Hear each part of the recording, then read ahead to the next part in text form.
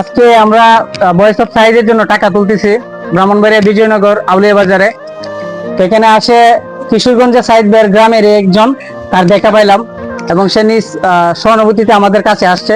তার মুখ থেকে শুনতে যাচ্ছি আসলে কতটুকু হৃদয় ভিতরে সাইদ ভাই আসলে কি লিভার ক্যান্সার আক্রান্ত, সেটা তার মুখ থেকে শুনুন। আসসালামু আলাইকুম।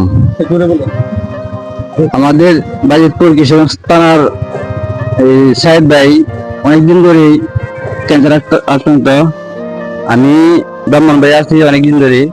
ব্রাহ্মণবাড়িয়ার ভাই অগল অনেক কষ্ট করে এরা সাহেব ভাইয়ের কারণে এই যে কালেকশন করতেছে, আমার কাছে অনেক ভালো লাগবে এগুলো দেখে।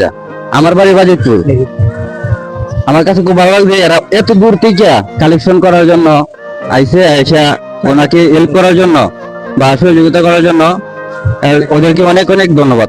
আমার কাছে অনেক খুব ভালো লাগছে। আসলে বড় ভাই আমাদেরকে এতগুলো মানুষ দেখে আসলে তার আবেগটা কাজ করতেছে না, যার কারণে একটু কনফিউজ।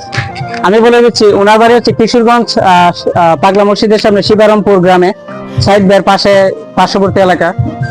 তো আমরা সাইদ ভাইয়ের জন্য টাকা আজকে তৃতীয় দিন কালেকশন করতেছি।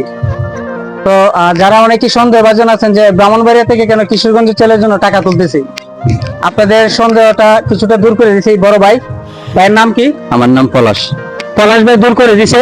তারপরও বাকিটা আমি ক্লিয়ার করে দিব। আগামী শনিবার ভোরবেলা আমরা কিশোরগঞ্জে যাচ্ছি, আমাদের টিম সহ রতন ডিপি থাকবে, যে রতন ডিপি।